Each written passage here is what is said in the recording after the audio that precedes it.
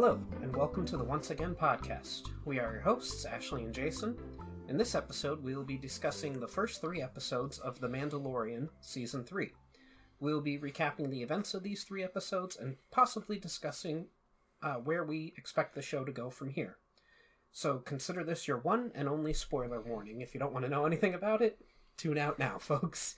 Get out of here now. Yeah. Get on that racer and get out of here. That's right. So don your Mandalorian helmet, pledge to never remove it, and join a weird cult.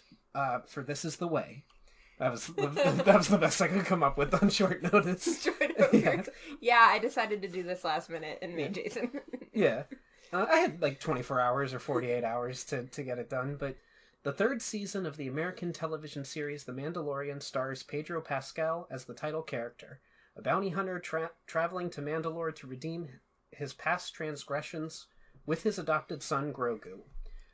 It is part of the Star Wars franchise, set after the events of Return of the Jedi. The season is produced by Lucasfilms, Fairview Entertainment, and Gollum Creations, with Jon Favreau serving as showrunner. Development on the 3rd season of The Mandalorian began in late April of 2020, and it was officially confirmed that December. Filming began October of 2021 and wrapped in late March of 2022. The 8-episode season premiered on the streaming service Disney Plus on March 1st, 2023, and will run until April 19th, 2023. And a 4th season is in development. Season 3 cast lists include Pedro Pascal as Din Djarin, the Mandalorian, with Brenda Wayne and Lateef Crowder as the on-set doubles for the Mandalorian, Katie Sackhoff as Bo-Katan Kryze, David Accord as the voice of Grogu, Emily Swallow as the Armorer, Carl Weathers as Greef Karga, Amy Sedaris as Pelimoto, Omid Abtahi. I think that's correct. I don't know how it's... Omid Abtahi. Possibly, as Penn Pershing, Katie O'Brien as Elia Kane, Giancarlo Esposito as Moff Gideon. Christopher Lloyd and Tim Meadows are as unknown characters at the time of this recording. Yeah. I just want to clarify, too, I had David Accord as the voice of Grogu in here. I don't know if, that's not a spoiler. Grogu doesn't speak, he just makes the sounds. Yeah, for that's Grogu. What I assumed, yeah. Although I do have a feeling, based off of episode 1, or episode 2, I can't remember when it happens, well, we might hear Grogu speak this I season. think it might happen. Yeah, because that one character said, was that his first word? He definitely, said something. There's actually been, I think the 3rd episode too, there was something that he, kind of said almost, and I was like, is that him talking? Yeah. I just Googled, who does the voice of Grogu, and that's the guy, so... Does the sounds. Yeah. So, I guess we should talk about how we didn't cover the first 2 seasons in our episodes, but, we're going to talk about the 3rd season because it's timely and everything, and just came out. And it is something we've been watching and talking about with each other, just not... On the podcast. Yeah. But we start off with Season 3, Episode 1, titled Chapter 17, The Apostate. It was written by Jon Favreau and directed by Rick Fenate. I'm sorry about this, Rick. Famuyiwa. Rick Famuyiwa? Your guess is as good as mine. Rick, you know who you are, and we apologize. We apologize for being awful at this. And it premiered on March 1st, 2023. So we're going to do another one of those loose recapping episodes. I have the notes here and summary and everything, so I hit everything I want to. It's going to be a lot of us talking about, what's going on and what this means for, Star Wars as a whole, Mandalorian. Yeah, but we start off with, I didn't know if this was supposed to be set in the past or currently, and obviously it gets revealed that it's currently, but we start off with, the Armorer, and they're indoctrinating a child into their weird Mandalorian cult, and then, a dinosaur, shows up, halfway between a alligator and... It's a dinosaur turtle, is what it's called. That's what it's listed as, but it looks more like an alligator than a turtle. Yeah, definitely. I agree. It actually kind of looks like that weird 2000s Godzilla monster a little bit, too. But it shows up and ruins the ceremony for indoctrinating this child. And that was the thing, was I didn't know if this was supposed to be Din Djarin in the past, when he was a kid and stuff, until Din shows up to save them all. Yeah, because they're all fighting this weird crocodile creature and not doing a good job against it. Yeah, I would have just ran into the cave. That thing was not fitting in that cave. Just there were about, what, like 50 of them there? Yeah. And, like, you'd think they'd be hitting it from different angles and stuff, but no, they all, like, let's just... They're all doing garbage. Yeah. They're bad Mandalorians, And let's then be honest. Din shows up and just schools them all. He's like, this I is- have my spaceship that I hit it with. This is Like, what happens when you have a bunch of Mandalorians that are very religious instead of being, like, yeah. high, like, you know, high armored, high capacity, like... They might be They're not Boba Fett, is No. what they aren't. Well, Like, they might be good hand-to-hand combat fighters and stuff, but they're clearly but not... it's not Boba Fett. It's not the Clan Kreese, you know. They don't have strategy. No. Like, you know, but yeah, Din shows up with Grogu and saves them all from this giant crocodile. And then he's like, hey, I hear a rumor that Mandalore's okay to go back to. They're like, no, it's still poisoned. He's like, well, what if I go and I bathe in the waters? Will I be forgiven for my sins? And they're like, yeah, if you can, but you got to bring proof of it too. And he's like, okay, here I go. And he heads off to Navarro, which I also want to say, I couldn't find anything about this, but I feel like they got a huge budget increase for this Yeah, season. because Navarro looked amazing. Everything looks so much better. It's not that it looked bad before, But it's definitely up the quality. yeah. And in season 3, in episode 3, we see Coruscant, and it looks like movie quality Coruscant. Like, it doesn't look like a TV show version of Coruscant. Like, it looks great. But Din goes to Navarro to meet with, what was his name? Grief? Yes, Grief Karga. Yeah, I should say High Magistrate Grief Karga, as he corrects everyone. Played by Carl Weathers and everything, and he's just fantastic. And he gets offered a job to be the sheriff, because the previous sheriff has left. We won't get into... She rejoined the rebellion. She was always going to leave. There was supposed to be an entire show about her that we're never going to get now That's because true. she's a terrible person, the actress. But, you know, that's... Yeah. And she left, so she's no longer the sheriff, so Din gets offered, and he turns it down, though, because he has his quest that he has to go on. He's always fetch questing. Yes. And he says he needs IG-11 reactivated. And everybody's basically like, dude, just get another droid. Yeah. But, you know, he's only learned to trust that one droid, so... That is something that's fascinating, is that, like, because of his trauma from the Clone Wars and everything, it wasn't I guess it was the Clone Wars. Yeah, his trauma from the Clone Wars and droids killing his family and everything like that, he's still like, nope, just this one droid. The one droid's okay. But they have a statue built out of his remaining parts, and he's like, I can fix that. And he basically does, but IG-11 reverts back to his primary programming, I guess. Which was to attack Grogu. Yeah, and he tries to kill him, and for the first time, Din misses a shot ever. Like, he has to take several shots. I love that the robot just pushed over the statue to kill him. Like, yeah. Right. Yeah, the other robot that was there. Which I thought it was interesting. The protocol droid, it looks like C-3PO and everything, even has the tummy exposed. I don't know if I've ever seen another one that has the tummy exposed like C-3PO. But maybe. They need to fix IG-11, and we meet a bunch of Babu freaks. And Zelen mechanics. Yeah, but they're Babu freaks. Yeah. And I actively went Babu freak. Yeah, that's who I thought it was. Like, I really thought it wasn't Babu no, freaks, but it was a bunch of little... Yeah, they have different names and everything. Zelen mechanics is what they are called, I guess. Yeah, and Babu freaks. they tell him that they can fix IG-11, but he has to go get another piece to go do it. And right before Din's about to leave, Navarro gets attacked by these pirates who want Navarro to go back to being like the smuggler kind of planet that it was before. But Grief is like, no, it's a classy place now, and the bar that you're trying to get into is my school. And the guy goes to shoot Grief. Grief shoots the gun out of his hand, and then Din kills all the other pirates because they were going... Except one. Yeah, well, that's the same guy. Yeah. And lets him go, and on the way out, he gets attacked by those pirates, I believe, if I'm remembering correctly. And by the Pirate King Gorian Shard. Yes. Which, you know that's going to come back later. Like, I'm like, let's put a pin in this point, because somehow this is going to come back towards the end. Yeah, which I really... Cad Bane was in the Book of Boba Fett, wasn't he? Yes, he was. So I still haven't watched the Book of Boba Fett. Does he die in that, or? I don't remember. I've only watched it once, and I didn't watch all the episodes. I watched about half of it. So. See, because I was expecting, like, this guy's name is Vane, and I thought I misheard him and say Bane, and I was like, wait, that's not Cad Bane. But then I was like, oh, well, maybe he dies in the Book of Boba Fett, and just because I haven't watched it, I don't know. But eventually Din lands on a Mandalorian adjacent planet, like a moon of Mandalore Yeah, or the whatever. Kavalara moon. Yeah, and that's where Bo-Katan is sitting in her chair, Just like draped over it. and looking all kinds of sexy. She was. I really thought about. She could bend me over the chair. Is all I'm saying. Wow, I thought about doing my Bo-Katan joke, but I was like, it's been too long. I'll save it for Once Upon a Time when we get back to it. But I came up with Bo-Katan, and basically she's like, no.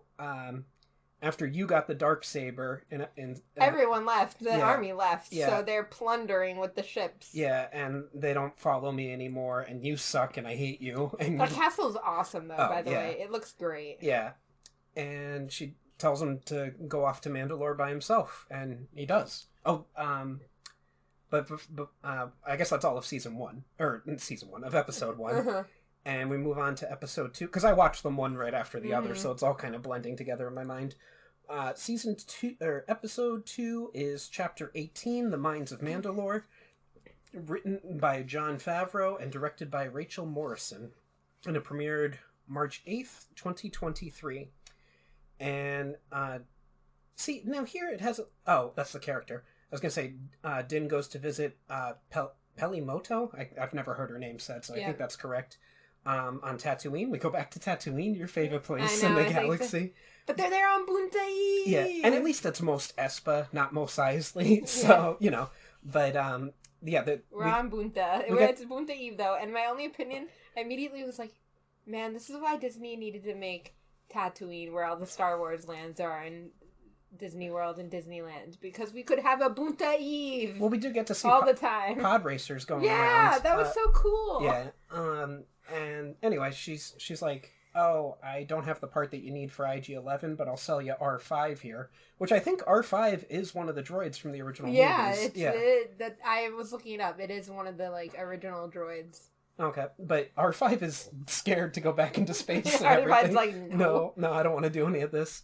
But Din takes him, and they go to Mandalore, and Grogu does a sick front flip, back flip. I'm not really sure. Oh, that was cool. Yeah, into Moto's arms and everything, and she's the character that's like, oh, I think he just said his first word, and like, but they go to Mandalore, and he's like, okay, R5, go scout out and make sure that I can breathe the air, that it's not toxic. And R5 goes out, and then all of a sudden he goes off their radar. And Din's like, oh, okay, I'll go get the stupid droid. Yeah, I'll seal my helmet, and Grogu, you get in your little pod, and so he goes out there, and he gets attacked by the Morlocks from the time. That was my exact thought. Yeah, that's the Morlock thing. I'm like, I don't know what these are, and I'm sure they were in the series somewhere at some point. Maybe they get named in and stuff. Rebels or something, but they're Alamites. Yeah, they're the Morlocks. They're the Morlocks. They're Mandalorians that had to live underground or whatever and evolved differently than the other Mandalorians. Definitely. Now here's the interesting thing: when he lit up the Darksaber, I don't know if they were just afraid or if they recognized what it was, because they paused, when he lit up the Darksaber, when they were fighting him and everything. They go to attack him again, but, there was, a moment where they all paused, and I was like... Also, what I like about this episode is, a lot of it is that he's still having a hard time using the Darksaber. Yeah. Which he's been having a hard time. And I was reading that the reason for that is because he's probably got some, force powers, and because he's force sensitive of any sort. No. That's why, yeah, I know. I was reading right? No. But, I was going into Palpatine there. Yes, for I a know. Yeah. But that Bo-Katan doesn't have any issues using it. No. So, but it doesn't fight her. Because she's Bo-Katan. But she's also used it before. That used to be her blade. Mm. So the wand chooses the wizard, Harry. That's exactly what's going on. on. That actually was what goes on here. But so Din goes down into the chasm, and he gets attacked by this weird robot, which I thought they were going to reveal that was General Grievous or something that was Honestly, still alive. When I saw that, I was like, has this been in something else before? And I've just never seen this before. Yeah. And no, it's like completely new creature, and I really hope we go back to that at some point, because I want to know more about whatever the hell that was, because it was creepy. It was siphoning blood. Yeah. It was very odd. I did not like it. I really thought that it was going to be... I thought at some point the creature was going to go... like, I was like, that's General Grievous. They've got it that General Grievous is alive, and this is him. But yeah... I'd be curious to know what it is. Like, who it is, actually. Like, that's... It was some weird... I guess really just like an eye... And, like, attached to the eye is the brain. Because it was a creature inside a robot, inside another robot, inside another robot. Inside a little, like, eye robot. Yeah. The eye's the only thing, like, left. Yeah. But so that's... I'm definitely interested. Like, I literally, again, thought that it was something that I just had never heard of, and it was in something I hadn't consumed before. Like... Yeah.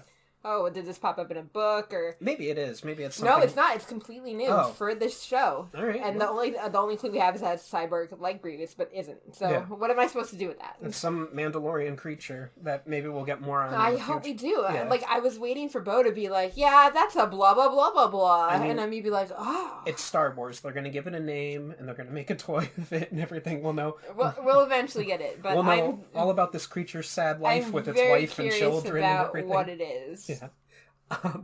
But so Din gets taken and he tells Grogu to go and get Bo-Katan. He's like, get out of here. Which I was so nervous for Grogu when he was walking around, like out of his little pod. I'm like, what are you doing, buddy? Like, I know you got the Force, but not that much of it. Like, what? And I know. I was like, he's gonna get eaten by this thing too. Yeah. Especially with the blood being siphoned off and everything, since that's already happened to Grogu. Yeah.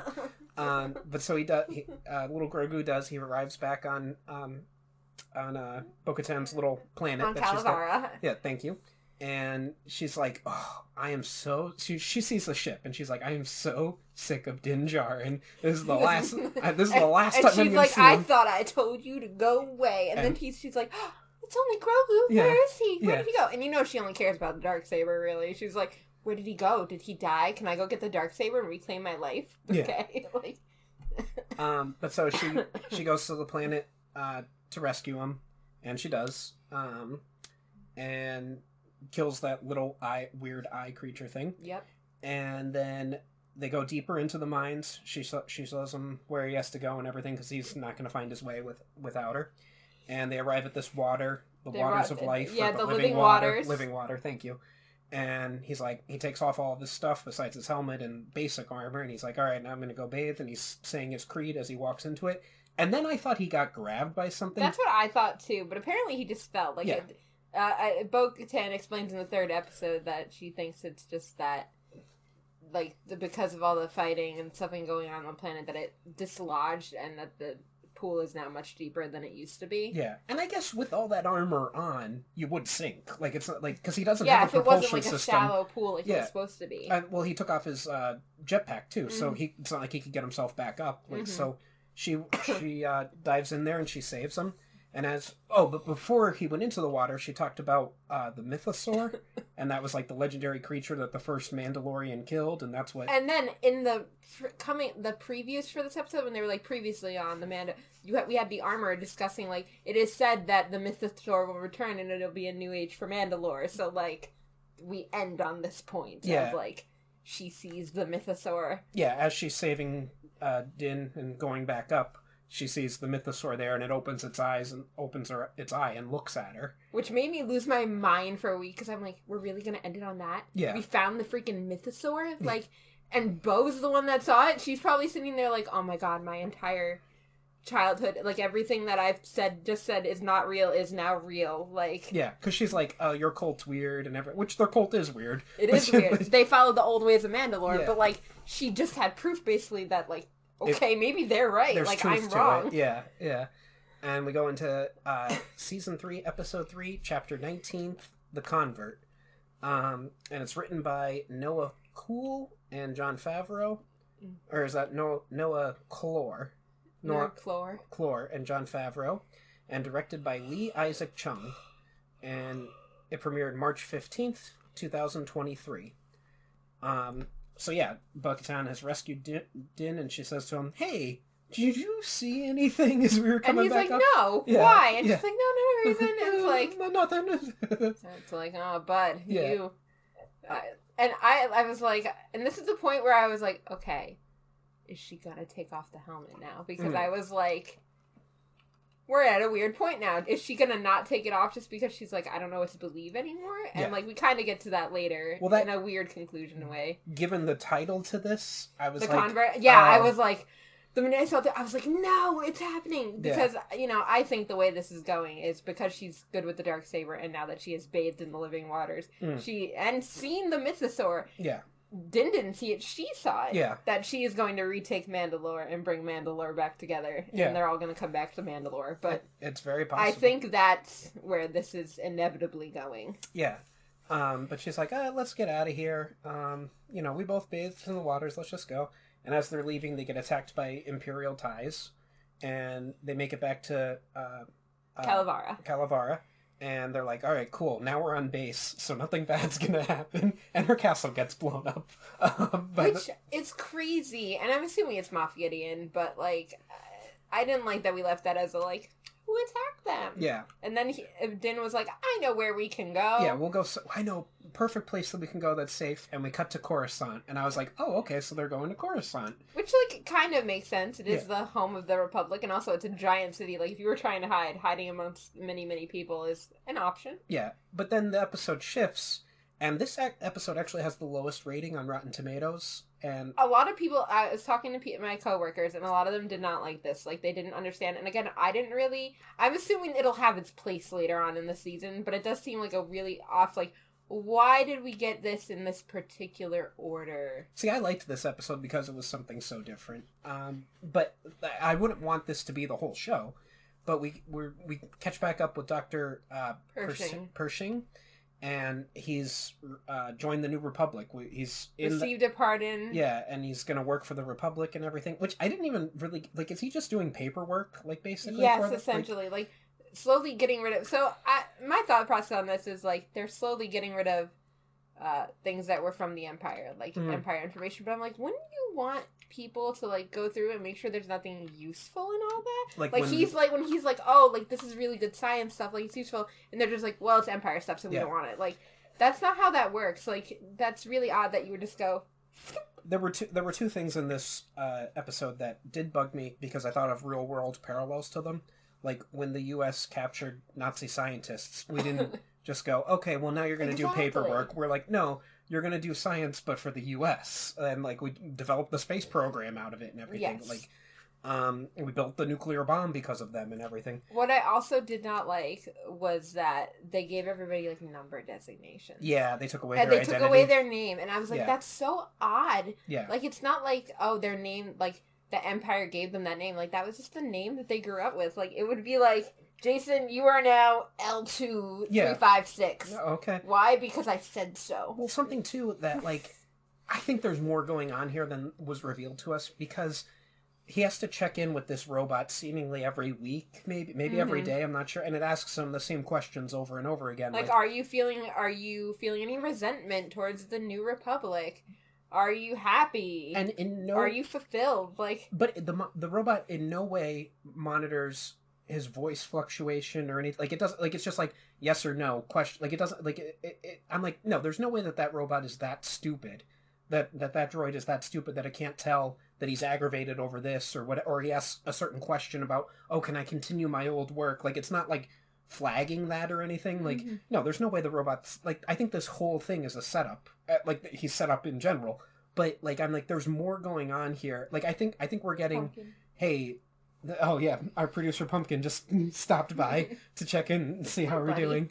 But there's no way that I should say, I think they're showing off not everything's perfect with the New Republic either. Like, I think there's a darker side to that they're hinting at. I do think that is. I just think, again, this is a very odd. Well, so basically this story is just like, he meets up with Elia Kane, who is on Moff Gideon's ship, was a person on his ship, and they get talking, and he's like, oh, I do want to continue my research. Yeah. And she's like, cool, I'm going to help you, like, get, like, science equipment. So they go, they sneak out, and then they're caught, but she basically sabotaged him and, like, made sure to, like, get them caught. Yeah. Like, it was all set up. Yeah, it was all set up. Why, I don't know. But then I had a couple theories about that, but go ahead. I'm sorry. Oh, I'm just gonna finish saying what it was about. And then he basically goes and gonna have, like, his mind wiped a little. And he's like, oh, you're using a mind flayer on me. And they're like, no, we just use it on the low setting and it, like, keeps you calm. But then Kane comes in and basically cranks it up and, you know... is gonna mind wipe him. Yeah, the mind wiped him completely. Like, she basically just killed him, so... So I think either A, she did this whole thing because he did out her. Like, he was like, oh, you worked for Moff Gideon in front of the group of the rest. Like, she might have said that she was somebody else or something. Or two, the whole thing is a big setup to get, like, it's almost like, oh, we have to do this by the book, but we have to get this guy into this mind wipe chamber at some point. Like, it's like I'm saying, maybe the New Republic has a darker side to it that we're being hinted at here. Interesting. But see, my whole thing is, when she was originally working for him, I'm like, okay, so she's working for Gideon, and I thought that she was just trying to set him up and, like, get him killed for Gideon's sake, maybe. But I don't know why they'd be doing that, or that she was trying to get him to continue his work so that Gideon could have it again. Like, she somehow was still connected to Gideon. Or three, she's a dirty cop and hasn't met her quota for that month yet. And or she was on Gideon's ship as a plant to begin with, and this is just a long possibly haul. I mean, we're going to get Moff Gideon again later in the season, definitely. So who knows where that's going. But yeah, that episode shifts to this. And the other thing that bothered me about it was that they kept the Star Destroyers there. And the other real world thing is that in, like, the real militaries, whether it's the US or other people, when they're done with either their equipment or an enemy's equipment or whatever, they destroy it. They blow it up. They don't just leave it in a scrapyard for people to go and try and plunder. Like, you know... Well, I think the thing is they were still kind of stripping it. So... Because she has the line where she says, like, oh, it's decommissioned not to fly anymore, but everything's still on it. Yeah, like, I don't really get it. Like, I could believe they're still stripping stuff. It's only been, like, a couple years since... the trilogy. It showed at least 2 of them in that junkyard. Yeah. Like I don't know. I don't know. You blow it up. It's definitely interesting. or you use it. Like, you either blow it up or you use it. Like, I don't know. But yeah, then after all this, and it's getting his mind wiped, which I'm not sure if it's going to be a full mind wipe or if he's just being tortured. I don't know what's going on with that, but... It shifts back to Din and Bo-Katan, and they arrive at the secret Mandalorian place where they're hiding. And they're all like, ew, you guys are gross. Like, you're apostates. You're apostates. Yeah. And Din's like, no, look, check out this water. And the armorer takes the water and is like, oh, this is the real water. They were there.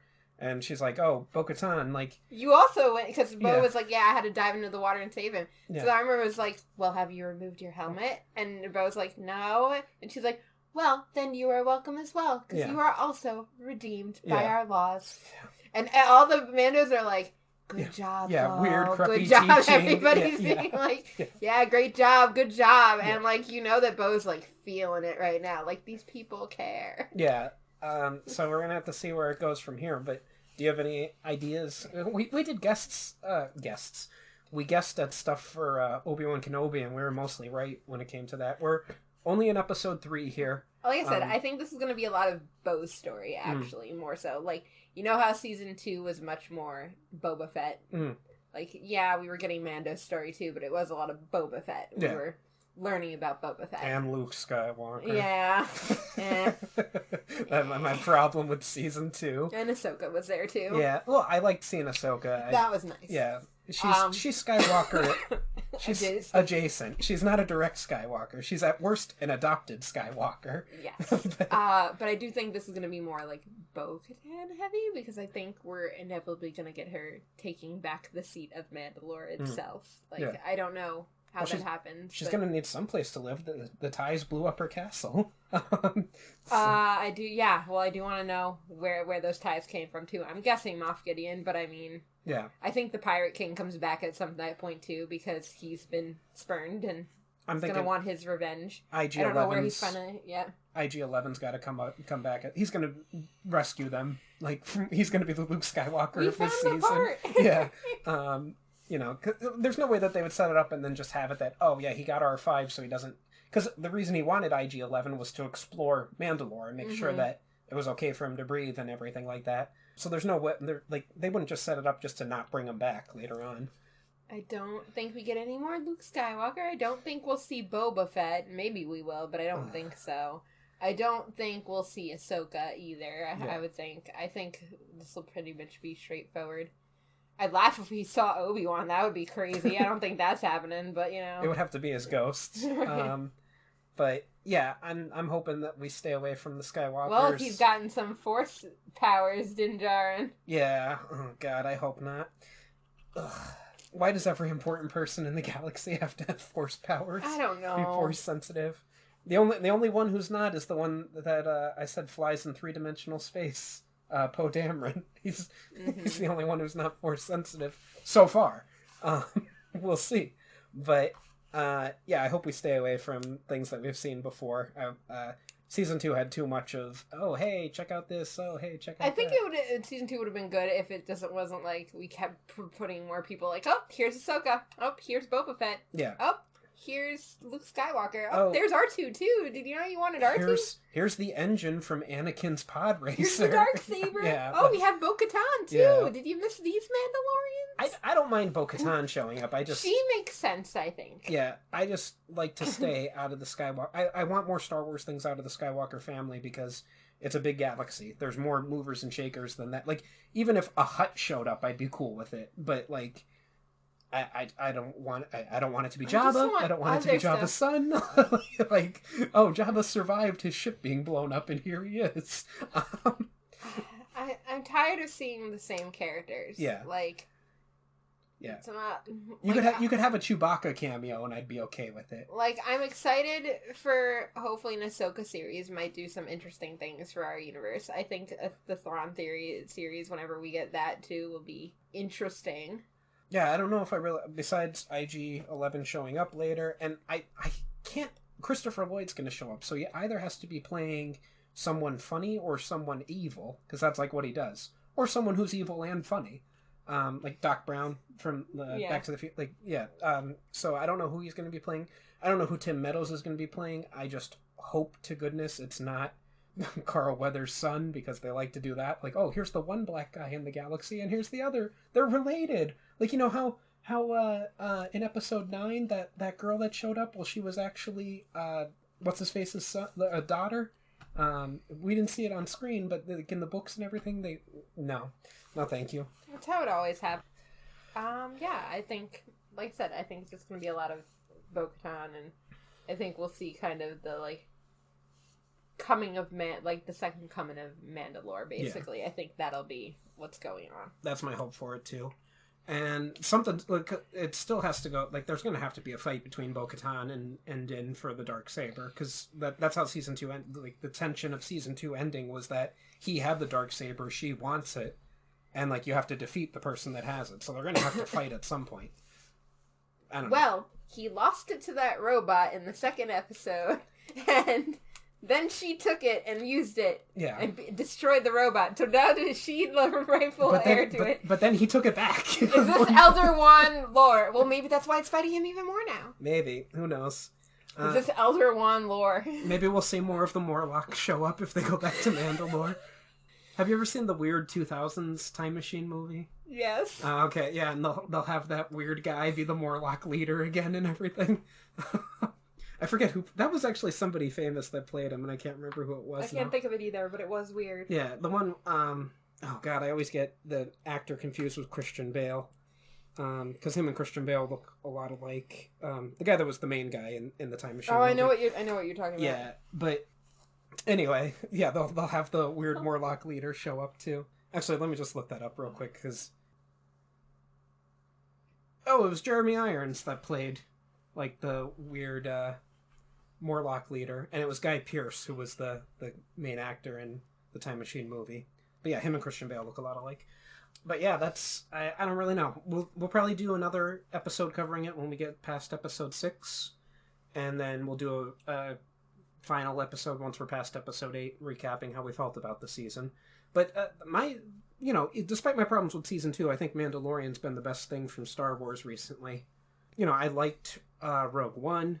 And I didn't really have a problem with the sequels minus Episode 9, just because Episode 9 was a disaster. Yeah, that was bound to happen given what was going on. But I think I liked Obi-Wan. I wish that it was less episodes.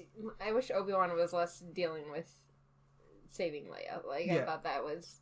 Like, that's not what I expected Obi-Wan to be doing. Yeah, and it could have been, like, only 4 episodes instead of 6. Yeah, it was very drawn out for what it was. Yeah. And a bold prediction that I made in that so far has been 100% wrong, is that we were going to get a Reva show. I really thought that we would get a Reva show or something at some point, but nope. Nothing announced, but... Yeah, so we'll check back in after episode 6 of season 3, and we'll discuss how we feel about it so far, and then the penultimate episode and the season finale. But that's all. Do you have anything else you want to say? No, I think I've said it all. Alright, well, this has been the Once Again Podcast. Any questions, comments, or critiques can be addressed to our email at onceagainpod@gmail.com. Follow us on our social media accounts. Once Again Pod, all one word, on Twitter, Instagram, and TikTok. If you're feeling generous and would like to contribute to the podcast, we have several tiers available on patreon.com/onceagainpod. Also, a like and a share would be greatly appreciated. Thank you and have a wonderful day. And remember, we will entertain you. We will always entertain you. This is the way.